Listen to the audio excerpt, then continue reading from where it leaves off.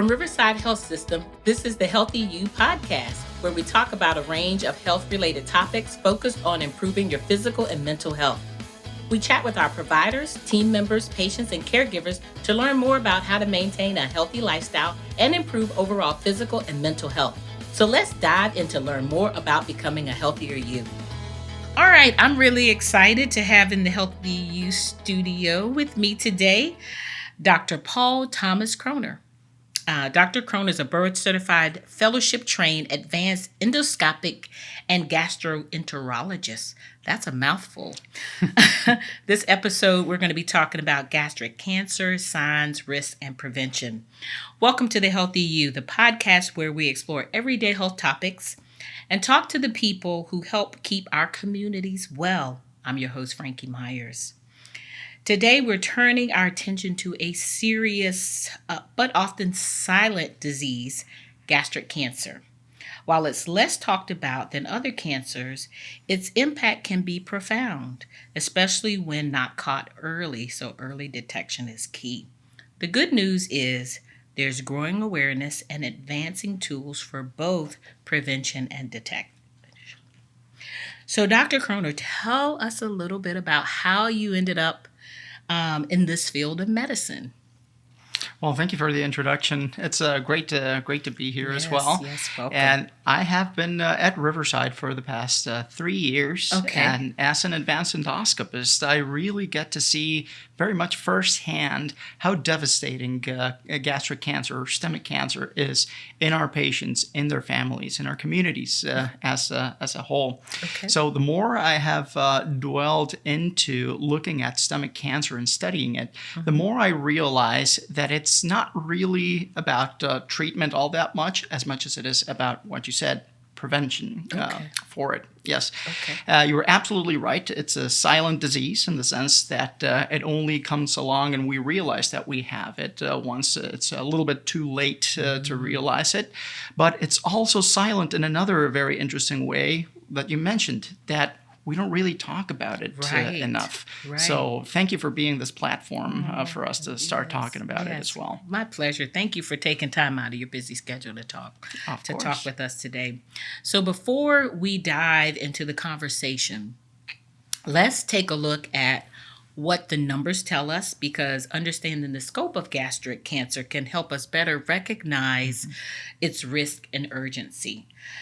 So according to the American Cancer Society in 2025, there will be an estimated 30,300 new cases of stomach cancer in the United States, 17,720 in men, and 12,580 in women.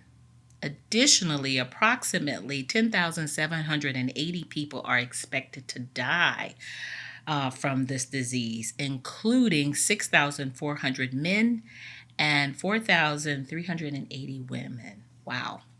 Stomach cancer accounts for approximately 1.5% of all new cancers diagnosed in the United States each year.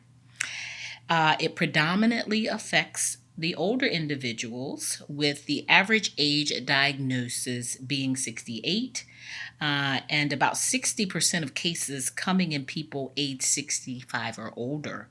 The lifetime risk of developing stomach cancer is approximately 1 in 101 for men and 1 in 155 for women. So this is where more common, again, right, for men. Mm-hmm. While the overall incidence of stomach cancer in the United States has been declining, which is a good thing, right, by approximately 1.5% annually over the past decade, it remains a significant health concern, especially among certain high-risk groups. So, Dr. Kröner, what should we take away from these numbers? Great points, and many great points to be made out of these numbers. As ominous as these numbers sound, it's worthy of mentioning that these numbers tell us one thing and one resounding thing only, which is that stomach cancer happens in the United States. It's here. It involves our lives. We all know, either directly or indirectly, someone that may be battling through this, or a family member or friend of a friend as well. Right. One very important thing to make mention about these numbers is that these numbers are a snapshot. They give us a very punctate thing in time where we know that it's 30,000 individuals for the year 2025. We need to look at this also in the perspective of the trend that it has been. While the incidence seems to have come down, as you mentioned, the total number of cases, the prevalence of it seems to be going up, and it is expected to continue increasing over time.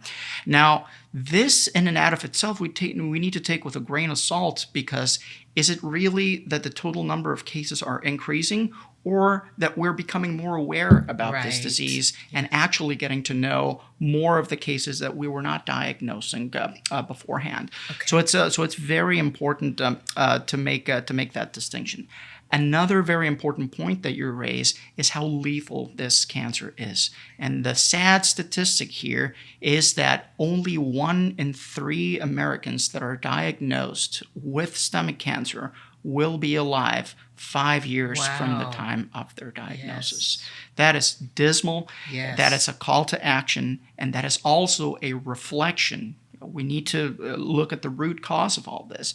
This is a reflection, really, of how late we are making the diagnosis here in the United States. Absolutely. To put sprinkle a couple of more numbers onto these statistics, we know that in the United States, only 25% or less of cases of stomach cancer are being diagnosed on an early fashion, meaning on a easily curable, easily treatable stage.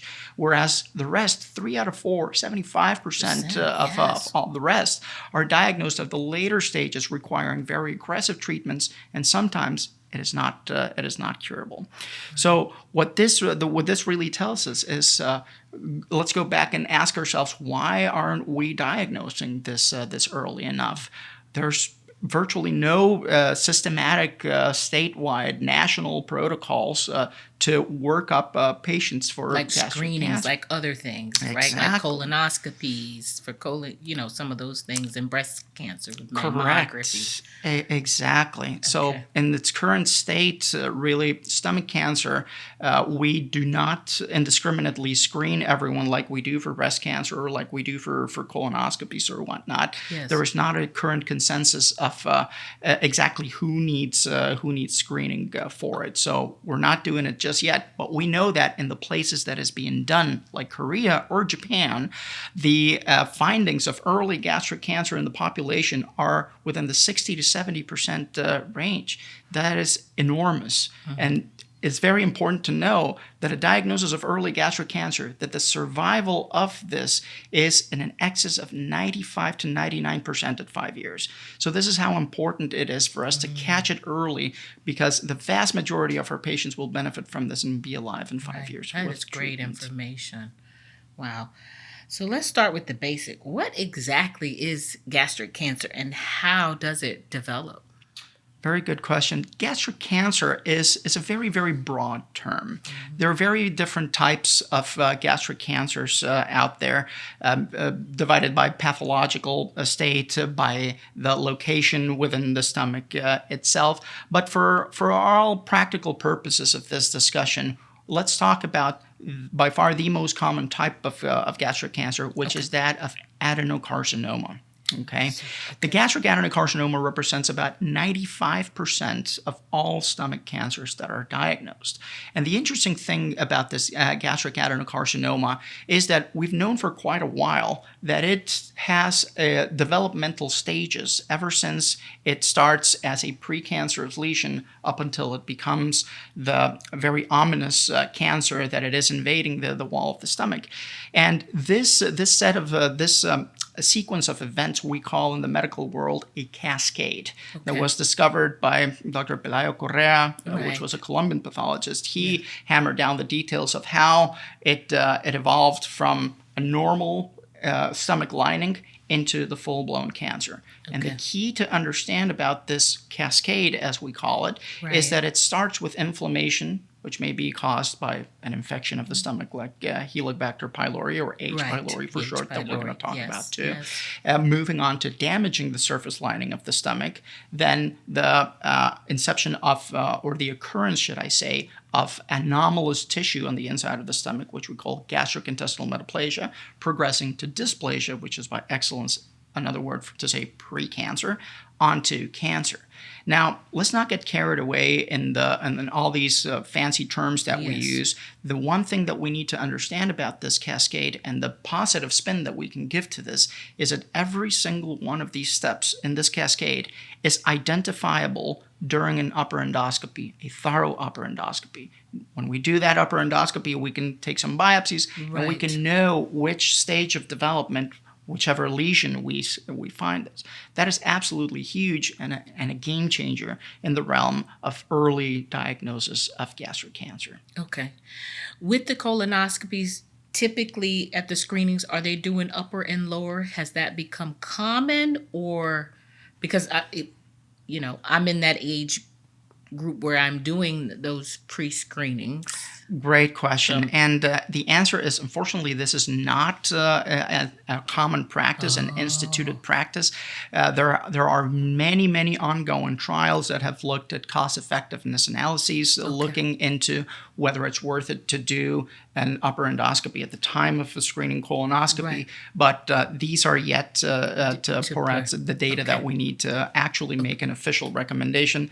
And very importantly, in our world today, for insurance companies to accept this and cover that for our patients, right? And thank you for clarifying that, because, even for myself or even our viewers, you may think because you're doing those things, you're covered, but they may not be a part of that standard screening. So that's great information.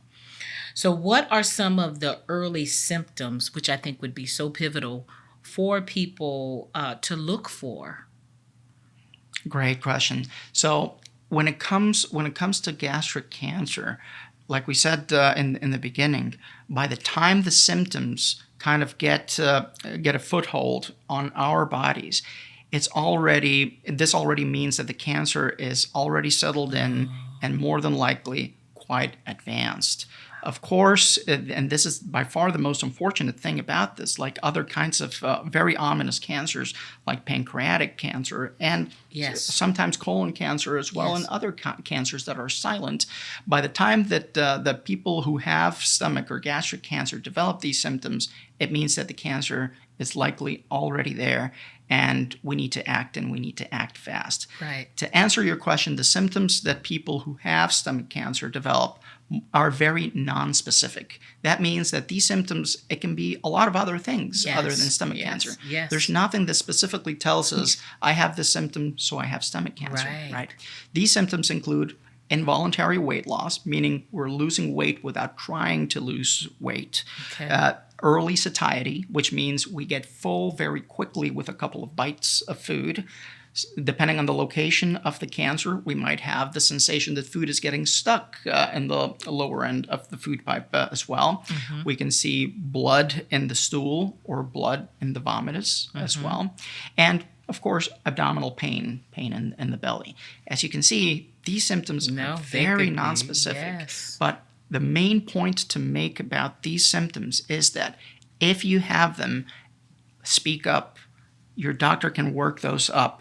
Keep hammering on those issues. We're going to make a lot of emphasis as well that we are our own best advocates for this. Do not dismiss these symptoms. It's very important to keep working them up until we find out what the cause of this is. While it may be nothing, it may be a lot of things. So do not dismiss the symptoms. This is going to sound like a crazy question, but a lot of screenings have shifted to some, not a lot. There are some screenings now where there are over-the-counter type things that you can purchase. And if all of other risk factors are not there to potentially early identify, is there something related to gastric cancer? Unfortunately, that it could be some sort of home test or that you could identify potentially early cells? Frankye, that will be the holy grail of diagnosis for any kind of cancer, not just stomach cancer, but pancreas cancer, any kind of cancer. If we would have a reliable way of telling us, easy, cheap, reliable way of telling us that someone has the risk of having cancer, then that will be the best case scenario for this, for early detection. So to answer your question, unfortunately, we do not have that, but we can aspire to do that and continue researching on the matter. Yes, thank you. Are there similarities between colon cancer and gastric cancer that our listeners and viewers should be aware of? Well, indeed, there are some similarities in terms of the symptoms, but as we spoke about, the symptoms are so nonspecific that they can't really point in which direction we're heading, whether it's gastric cancer or colon cancer. Of course, the stomach cancer will give us more upper gastrointestinal symptoms, like the sensations in the upper abdomen of the symptoms that we're experiencing, whereas colon cancer would typically manifest as more lower-like symptoms. Okay. However, as frustrating as that may sound, one message that we can send our viewers and everyone watching this interview is they do have one very important thing in common, which is they are, to some extent, preventable if we work them up. Okay. There are differences as well with them in the realm of who gets screening and surveillance. Of course, with colon cancer, we have a lot more noise going on it. There's a lot of colon cancer awareness month, and we're the Blue Ribbon Month and the colon cancer walk for this. But really, when was the last time that any one of us heard about doing the stomach cancer walk? I have not. Or the stomach cancer month, or not shave your beard for a month for stomach cancer awareness? There's no such thing. So awareness is the main message that we need to start with, and it all starts by talking about it. Absolutely. So great information. Who is most at risk for gastric cancer? Absolutely. Well, while in theory everyone would be at risk of stomach cancer, there are populations that have heightened risk of stomach cancer. Okay. And this is a very important point that we should know, because the higher risk individuals, the higher risk people to have stomach cancer are the ones that we really need to put the magnifying glass on and really require this workup, diagnostic and follow-up workup on. Okay. Primarily, the people who are most at risk are people who already have any precancerous condition of the stomach. These conditions that we briefly alluded to in the cascade of events. Is that because they commit metastasize to that area? No, that's a good question. That's because there has been inflammation of the stomach for any given reason for a chronic period of time that has caused that domino effect of a set of events to happen within the stomach. Okay. Primarily, what we're talking about here is the damage of the inner lining of the stomach, which we called atrophic gastritis, and the anomalous tissue that develops in the stomach that resembles small bowel, which we call gastric intestinal metaplasia. Okay. These are, by excellence, gastric precancerous conditions that significantly elevate the risk of developing gastric cancer. Okay. People who have these precancerous conditions, which are, by the way, very common in the general population. We don't have dedicated population studies, but we estimate that in excess of 10 to 15% of all Americans may already have these precancerous conditions, right? And people who have these premalignant conditions and have a strong family history of gastric cancer or belong to an ethnic group that is known to have a heightened risk of developing gastric cancer are populations that we need to really take a look at and really motivate workup and screening and surveillance. That's great. Are there modifiable risk factors we can act on to lower our risk? Well, in theory, yes. Okay. They are not as strong of an influence on the development of gastric cancer as the things that we already talked about, the precancerous conditions and the family history and the ethnicity, but there are things that are known to promote the development of gastric cancer, such as alcohol consumption, heavy alcohol consumption, smoking tobacco products, diets which are very high in red meats or smoked meats, pickled foods, heavily pickled foods, diets which are low on fruits and vegetables. among others. So this, not only we can tie into the lowering our risk of gastric cancer, but also tie into the many different benefits throughout our healthcare and cardiovascular risk and metabolic risk that doing these habits could have. So it would be a win-win situation from the perspective of stomach cancer and everything else. Our body will be grateful for it. Okay. All right. We know that early detection saves lives. We talked about that. What screening tools are available and when should someone consider them?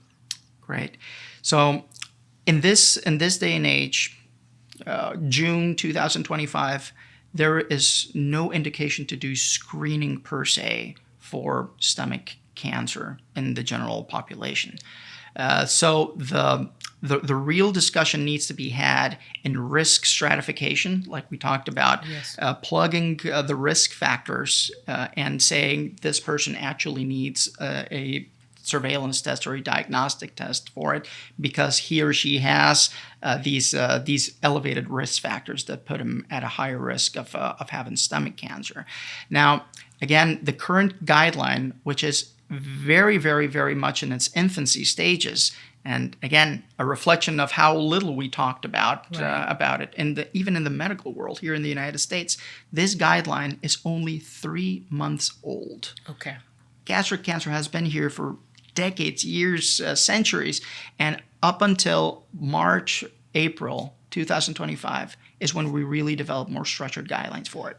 Those guidelines from the American College of Gastroenterology state that only people who have the risk factors that we talked about, the premalignant conditions plus the family history or the ethnicity, those are the people that we should be screening for. Of course, there are exceptions to this. People who have very known genetic transmission of familial stomach cancers, those folks really need screening themselves. But those are a very, very, very small minority of the patients that we're talking about. Okay. So let's also talk a little bit about risk populations and what trends we're seeing. Yes. So the populations that are at the highest risk are East Asians. East Asians. Number one, Koreans. Okay. Of Korean ethnicity, Japanese ethnicity, and other East Asian ethnicities. By far, the number one ethnicity associated with an increased risk of gastric cancer are Koreans and Japanese. Okay. Coincidentally, these are the countries that have the structured programs that we were talking about for stomach cancer prevention. There is a very, very heavy presence of a Korean population here in the peninsula. We get to see a lot of patients of Korean heritage. And that peninsula is very rich in all other ethnicities as well. Okay. Hispanics and African Americans are also at elevated risk of gastric cancer. And that in and out of itself, the ethnicity is a risk factor that we plug into a risk stratification tool to decide who gets that screening tests. Okay. All right. All right. If someone is diagnosed with gastric cancer, what are the next steps in terms of treatment? Yes.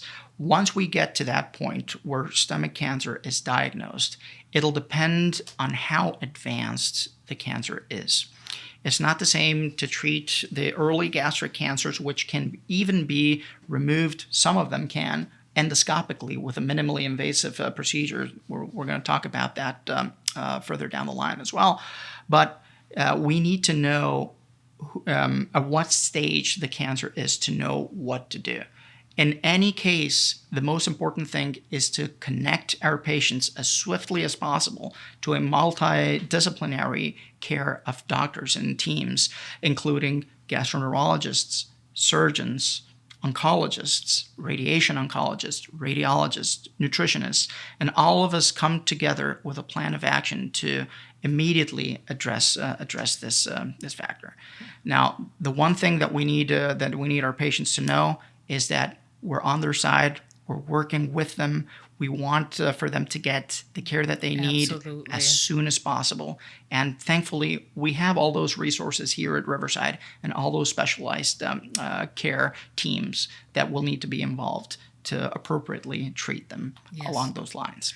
And just a side question: does AI, artificial intelligence, can it help us some with risk stratification? It eventually will. Okay. In its present stages, it's all experimental data that's coming out from AI models Okay. that are being created. Of course, as little attention as unfortunately stomach cancer gets, the attention in the AI world is also to that level. So Right. the diseases that are actually getting all the attention for AI are things like breast cancer, colon Yes. cancer, cervical cancer, and whatnot. But we're getting there. There are people working on it. I am involved in several clinical trials to create AI risk stratification tools, number one, and AI identification models during endoscopy as well. Right. That will help us. So that's going to be very big in the coming years. Yeah, I would just think at every point of entry that a patient may be coming in to access care for various symptoms that may not, to your point, realize that it may be gastric cancer or potential need to be ruled out. Maybe that could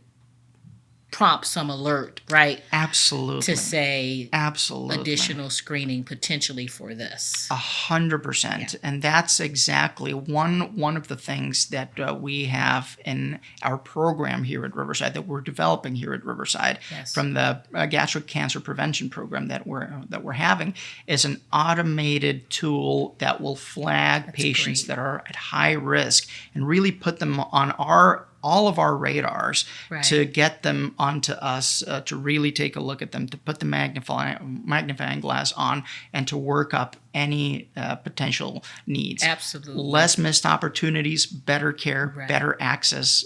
Everyone wins. Because they may be going to our urgent care, MD Express, and so you know, and may not be coming routinely, but I think that technology could help.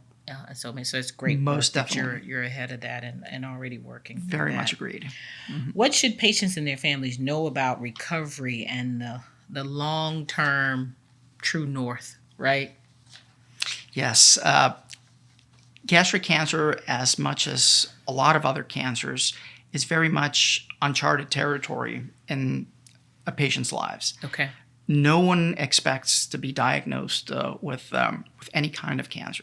In this particular case, if anyone is diagnosed with stomach cancer, again, the most important thing to know is the stage of the cancer, how advanced it is, because that will really give us the direction of what kind of treatments need to be done, what kind of timeframes are we talking about.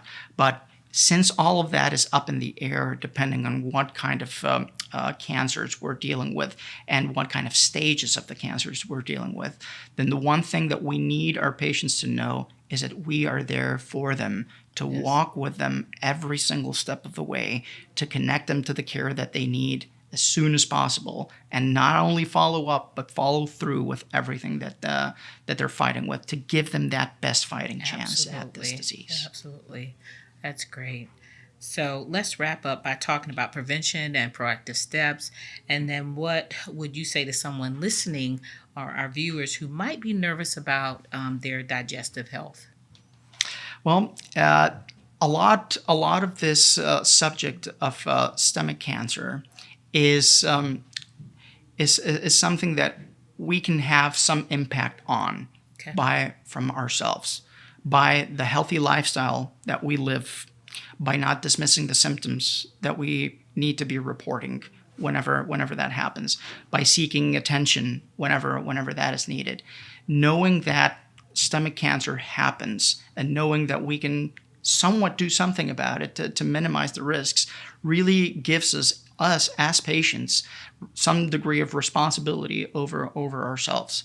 So my message would be focusing on being proactive ourselves and living a healthy lifestyle, and not dismissing any of the symptoms that we may have about this. Knowing our family history, reporting this to our doctors. I mean, we as patients, we know ourselves much better than any doctor that we meet for the first time, or any other provider that we meet for the first time. We need to educate our medical staff, which is on our side, on what our body is telling us, and help our healthcare teams translate that into our care. Thank you so much for coming and spending time with us and sharing, all of that key information. As we wrap up, anything else that you think would be important just to convey to our viewers and listeners before we wrap up? Well, great. Knowledge is power. Read about these subjects from reputable sources. Know yourself and your family history, and really, it's all about how proactive we are from ourselves, and again, living our healthy lifestyles and knowing about ourselves, that we can really get to do something about a risk of stomach cancer itself. Absolutely. I think the one thing that I take away is it's preventable and treatable, right? And catching it early. I think you spend a lot of time reiterating that.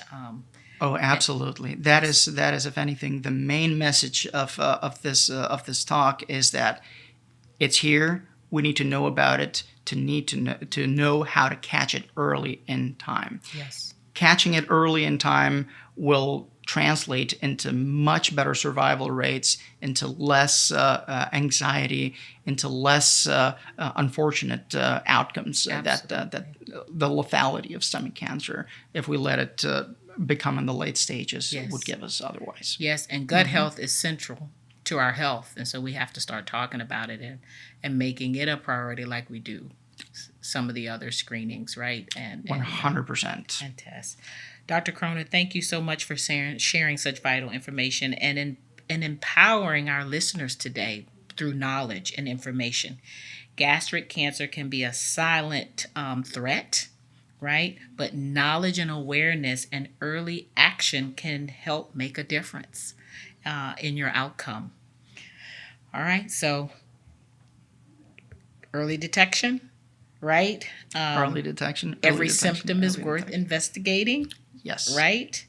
And preventative care is powerful.